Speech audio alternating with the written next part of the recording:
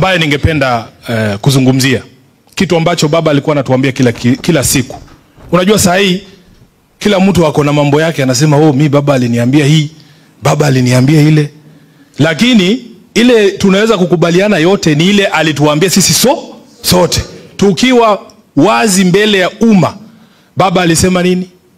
Alisema tunadhifishe chama chetu kwa ajili ya uchaguzi wa mwaka 2027 tuweze kutoa na sisi candidate wa kuchaguliwa mwaka 2027. Hiki chama mimi ninavyowajua nyinyi, ninavyowajua nguvu zenu, nimewaona bana. Nimewaona nyinyi mkipigana hapa wakati wa uchaguzi ndogo kule Malindi, Mheshimiwa Party Leader, ilikuwa ni fujo. Lakini nyinyi ninavyowajua, hakuna jambo ambalo tunaweza wekwa mbele yetu ati tushinde. Mimi najua tukiamua leo hii ya kwamba tunamsimamisha party leader wetu huyu 2027, watu wanaenda nyumbani. Tukiamua tunasimamisha huyu Abdul Swamad,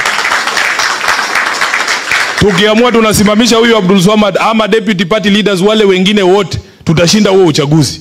Mukisema SG wenu wasimame kura 2027, hiyo uchaguzi tunashinda tena mapema. So nasikia kuna watu wanazunguka wakisema ati ni baba pekee alikuwa anaweza kuangusha wao kura. Kuna mjumbe hapa ametuambia mtoto wa Simba ni nini? Simba.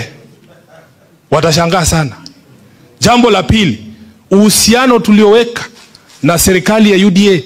Mkataba huo baba mwenyewe aliwaambia mwenye kuandika ni nani? Mwenye kuandika ni nani? Sifuna, mimi huyu. Sasa wale ambao mlifanya fasaha katika shule, kuna mwandishi kwa mfano Chinua Achebe. Chinua Achebe ndio mwenye kuandika Things Fall Apart. Si mnajua? Wewe ukikutana na Chinua Achebe leo, unaweza kupingana na yeye ni nini iko kwa hiyo kitabu. Sasa kama mwenye kuandika huo mkataba, na ujua, na uelewa, najua ulikuwa ni wa nini, najua unasema nini na ni kipi haisemi.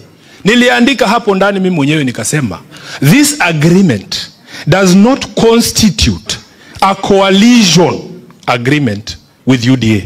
Iko hapo, Ruto alisign, baba alisign. So wengine ambao wanazunguka, na kwa sababu baba alituambia we keep our identity. Mimi rangi yangu ni hii chungwa, symbol yangu ni chungwa. Mnanielewa? We must keep that identity. Wengine wanatuambia ati by elections za November 2027 party leader ati kuna candidates wa broad based. Broad based si chama. Na kama si chama haina candidates.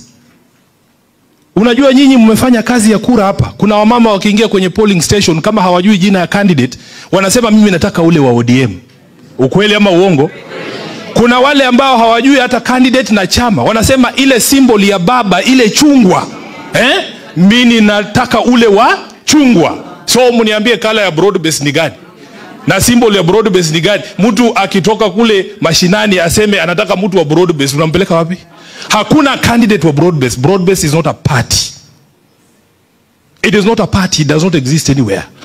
So what we want us to understand, leaders should not bring confusion to voters unless wanataka hawa candidates wetu waanguke kura.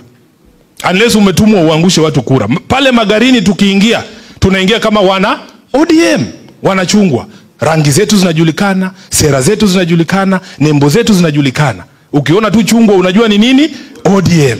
So we don't want people to bring confusion in this election.